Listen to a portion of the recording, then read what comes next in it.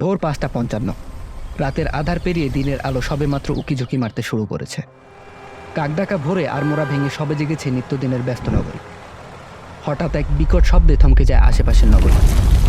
উৎসুক জনতা ছুটে যান শব্দের রেশ ধরে। ততক্ষণে কালো ধোঁয়ায় ছেয়ে গেছে আকাশ। পাশের ফ্যাক্টরি, ৫তলা ভবনসহ আশপাশের এলাকা পরিণত হয়েছে ধ্বংসস্তূপে।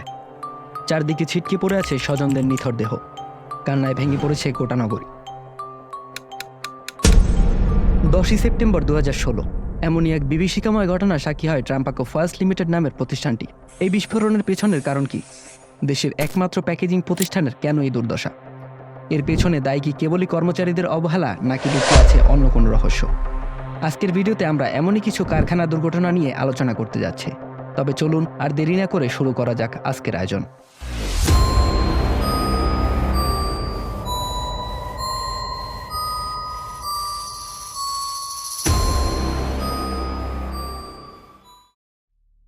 এশিয়া প্রশান্ত মহাসাগরীয় অঞ্চলে সবচেয়ে ভালো মানের প্যাকেজিং পণ্য উৎপাদনের লক্ষ্য দিয়ে ট্রাম্পাকো ফয়েলস লিমিটেডের যাত্রা শুরু হয় ১৯৭৮ সালে তামাকজাত পণ্যের মোড়ক উৎপাদনের মধ্য দিয়ে। পরবর্তী সময়ে আরও বেশ কিছু কারখানা এই ধরনের পণ্য উৎপাদন করলেও ট্রাম্পাকোর দাবি, বাংলাদেশের প্যাকেজিং শিল্পে তাদের নামই সবচেয়ে বেশি। ট্রাম্পাকোর ওয়েবসাইট ঘাটলে দেখা যায় কারখানাটিতে শতভাগ শ্রমিকের অগ্নি নিরাপত্তা ও ফার্স্ট এইডের প্রশিক্ষণ দেওয়ার কথা বলা আছে। কারখানার নিরাপদ পরিবেশ, কর্মীর স্বাস্থ্য সুরক্ষা, নিরাপত্তার নীতি এবং নিরাপদ কর্মপরিবেশ নিশ্চিত করার নিশ্চয়তার কথাও বলা আছে সেখানে। তবে কি বাইরে ঢাকঢোল পিটিয়েই জাতীয় এবং বহুজাগতিক ৩১টি কোম্পানির পণ্যের মোড়ক সরবরাহের কাজ করছিল ট্রাম্পাকো? ট্রাম্পাকোতে মোট ৪০০ শ্রমিক কাজ করত। প্রতি শিফটে নিযুক্ত ছিল ৭৫ জন করে। প্রাথমিক ধারণা মতে শনিবার ভোর ৬টা নাগাদ কারখানার নিচতলায় বিস্ফোরণ ঘটে। এরপর আগুন ধরে যায় কারখানায়। বয়লারের তেল এবং কারখানার কেমিক্যালের কারণে আগুন দ্রুত ছড়িয়ে পড়ে। আগুনের খবর পেয়ে জয়দেবপুর, টঙ্গী, কুর্মিটোলা সদর দপ্তর, মিরপুর এবং উত্তরা সহ আশেপাশের ফায়ার স্টেশনের ২৫টি ইউনিট আগুন নেভানোর কাজ শুরু করে। টানা ২ দিন সময় লাগে আগুন নিয়ন্ত্রণে আনতে। পুলিশ এবং গাজীপুর সিটি কর্পোরেশনের সহযোগিতায় ধ্বংসস্তূপ অপসারণের কাজ শুরু করে সেনাবাহিনীর ১৪ স্বতন্ত্র ইঞ্জিনিয়ারিং ব্রিগেডের সদস্যরা। দুর্ঘটনায় প্রাণ হারায় ৪০ জন কর্মচারী। এছাড়া আহত হয় আরও প্রায় অর্ধশতাধিক শ্রমিক। ২০১৭ সালের ৩রা জুলাই এমনই এক দুর্ঘটনায় উড়ে যায় মাল্টিফ্যাবস লিমিটেড নামের আরেকটি প্রতিষ্ঠান। ১৫ বছর মেয়াদী ৭ টন ওজনের একটি বয়লার বিস্ফোরণে প্রাণ হারায় ১৩ জন কর্মী। ৩রা জুলাই সন্ধ্যায় বিস্ফোরণের আগে অন্তত ২ বার শব্দ করে বয়লারটি সতর্কবার্তা দিয়েছে বলে জানায় আহত কর্মীরা। তা সত্ত্বেও বয়লারটি শাটডাউন না করায় ঘটে এই বিভীষিকাময় ঘটনা। এখন ঘটনার গহীনে পৌঁছাতে আগে জানতে হবে বয়লার কি, কোন কাজে ব্যবহার হয় এবং কেন ঘটে এই দুর্ঘটনা। বয়লার হচ্ছে এমন একটি বদ্ধপাত্র যার ভেতরে অতিরিক্ত চাপের মাধ্যমে পানিকে বাষ্পে পরিণত করা হয়। বাংলাদেশের শিল্প কারখানাগুলোতে প্রধানত শক্তি উৎপাদনের জন্যই এই বয়লার ব্যবহার করা হয়। মূলত এই শক্তি উৎপাদন করা হয় পানিকে বাষ্পে পরিণত করে। সাধারণত বয়লার বিস্ফোরণ ঘটে দুইভাবে। প্রথমত বয়লার ফেটে গিয়ে, যা উচ্চ তাপে ঘটে। দ্বিতীয়ত বয়লারের সেফটি ভালভ অকেজো হয়ে গেলে, যা উচ্চ চাপে ঘটে থাকে। বাংলাদেশের কারখানাগুলোতে বেশিরভাগ সময়ই সাধারণত বয়লার ফেটে গিয়ে বিস্ফোরণ হয়। বয়লারে ব্যবহৃত পানিতে যদি ক্যালসিয়াম, ম্যাগনেসিয়াম, আয়রন, অ্যালুমিনিয়াম ও বালি বা পলি থাকে, তাহলে এগুলো উচ্চ তাপে পানিতে অদ্রবণীয় হয়ে পড়ে। ফলে এগুলো ক্যালসিয়াম কার্বনেট বা সালফেটে পরিণত হয়ে বয়লারের তলায় আস্তরণ হিসেবে জমা হয়, যা তাপ পরিবহনে বাধার সৃষ্টি করে। পানিকে স্টিমে বা বাষ্পে পরিণত করতে যে তাপ দেওয়া হয় তা সমানভাবে পানিতে পরিবাহিত হয় না।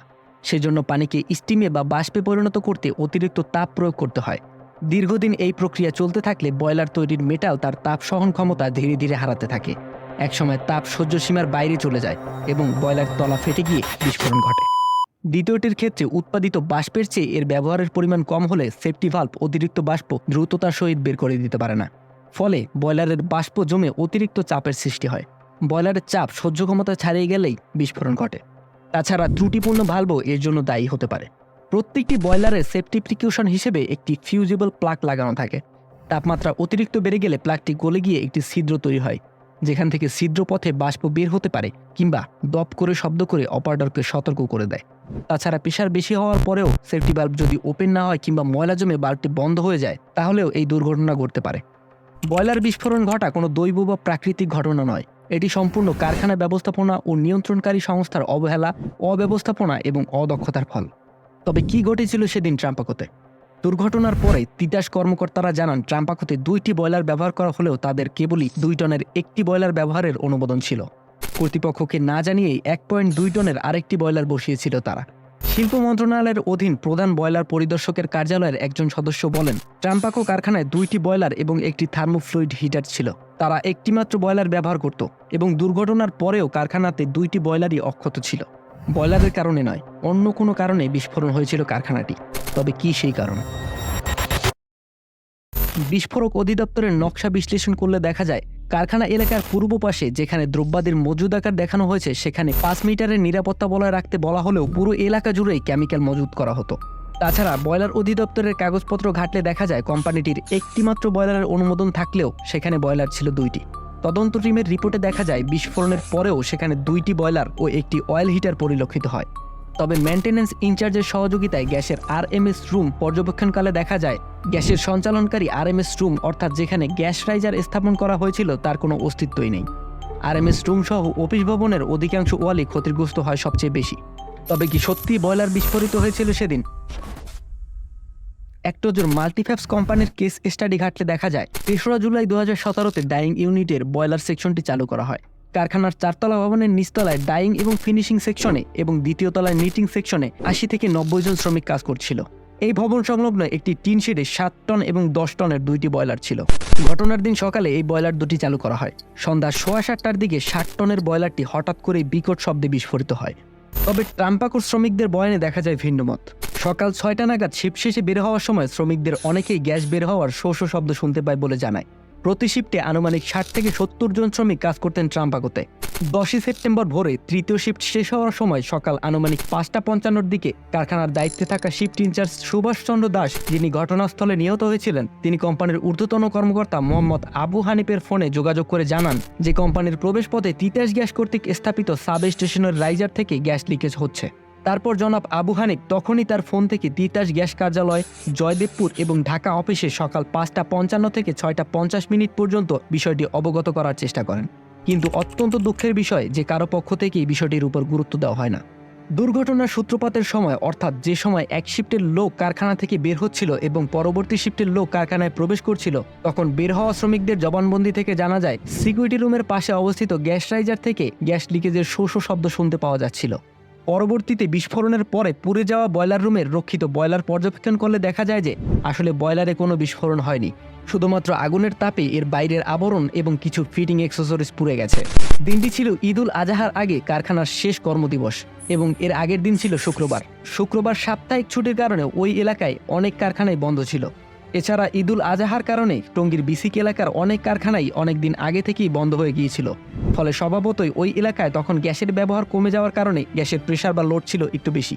আপনার যদি ফায়ার ট্রায়াঙ্গেলের ধারণা থেকে থাকে তাহলে আপনি অবশ্যই জানবেন যে আগুন লাগার জন্য 3টি মৌলিক উপাদানই যথেষ্ট: বাতাসে অক্সিজেন, জ্বালানি এবং তাপ। গ্যাস লিক হয়ে আরএমএস রুম এবং এর আশপাশে ছড়িয়ে যায় এবং বাতাসে অক্সিজেন তো আছেই। এই সময় শুধুমাত্র দরকার ছিল একটি প্রজ্বলিত শিখার। এই শিখা বিভিন্নভাবে তৈরি হতে পারে, যেমন কেউ যদি ধূমপান করে বা ইলেকট্রিক কোনো যন্ত্রপাতি চালানো বা বন্ধ করার সময় স্পার্ক সৃষ্টি হতে পারে। সুতরাং এটা হলফ করে বলা খুবই কঠিন যে ঠিক কী কারণে আগুনের সূত্রপাত হয়। যদিও দুর্ঘটনাটি বয়লার বিস্ফোরণের কারণে ঘটেনি, কিন্তু তাতেই কি দোষমুক্ত হয়ে যায় কর্তৃপক্ষ? এক বয়লার অপারেটরের কথা মতো 4 সেপ্টেম্বর থেকেই কারখানায় গ্যাস লিকেজের সৃষ্টি হয়েছিল। ঘটনাটি সম্পর্কে গুরুত্বারোপ করা হলে হয়তো এড়ানো যেত এই মর্মান্তিক দুর্ঘটনা। বাংলাদেশে অনুমোদনের বাইরেও স্থানীয়ভাবে তৈরি করা বয়লারের অভিযোগ আছে। বিশেষ করে রাইস মিল বা গার্মেন্টস কারখানাগুলোতে প্রায়শই এই ধরনের অননুমোদিত বয়লার বিস্ফোরণ বা আগুন লাগার খবর পাওয়া যায়। ফ্যাক্টরি দুর্ঘটনা এবং শ্রমিকদের মৃত্যুভোগ বাংলাদেশে আজকে নতুন নয়। ইতিহাস ঘাটলে অহরহ দেখা যায় এমন ঘটনা। যেমন নভেম্বর 2000-এ ঢাকার চৌধুরী নিটওয়ারে আগুনে নিহত হয় 48 জন। এপ্রিল 2005-এ আশুলিয়া স্পেকট্রাম গার্মেন্টস ধসে নিহত হয় 64 জন। ফেব্রুয়ারি 2006-এ চট্টগ্রামে কেটিএস টেক্সটাইল মিলে আগুন, নিহত 65 জন। তাছাড়া তেজগাঁও শিল্প এলাকায় ফিনিক্স টেক্সটাইলের ভবন ধসে নিহত হয় 21 জন। নভেম্বর 2012-তে আশুলিয়া তার্জিন ফ্যাশন লিমিটেড কারখানায় অগ্নিকাণ্ডে নিহত হয় 112 জন। এপ্রিল 2013-তে সাভারের রানা প্লাজা ধসের সেই বিভীষিকার কথা তো কারোর অজানা নয়, নিহত হয় 1138 জন। এমনই হাজারো ঘটনা প্রতিনিয়তই ঘটছে দেশের কোণে কোণে। দুর্ঘটনায় মানুষের প্রাণহানি হওয়ার পর শুরু হয় নানান তদন্ত কমিশন, বিশেষজ্ঞ মতামত এবং পারস্পরিক দোষারোপের খেলা। কিন্তু এই দোষ আসলে কার? আমাদের দেশে আসলে সমস্যা কি, এটা আগে আইডেন্টিফাই করা উচিত। আমি দৃঢ়ভাবে বিশ্বাস করি সমস্যা মূলে একটাই, সেটা হলো দায়িত্ব সচেতনতার অভাব, ড্রাইভার কাঁধে নেওয়ার অনিচ্ছা এবং নিজেকে বাঁচিয়ে চলা। এ বিষয়ে আপনার কি মতামত লিখে জানাবেন কমেন্ট বক্সে। ভিডিওটি ভালো লাগলে একটি লাইক দিবেন এবং শেয়ার করবেন বন্ধুদের সাথে। তাছাড়া প্রতিনিয়ত এমনই তথ্যবহুল ভিডিও পেতে আমাদের চ্যানেলটি সাবস্ক্রাইব করে বেল বাটনটি অন করে রাখবেন। শীঘ্রই নতুন কোনো ভিডিও নিয়ে আবারও হাজির হব আপনাদের সামনে। ততদিন পর্যন্ত সুস্থ থাকুন, ভালো থাকুন।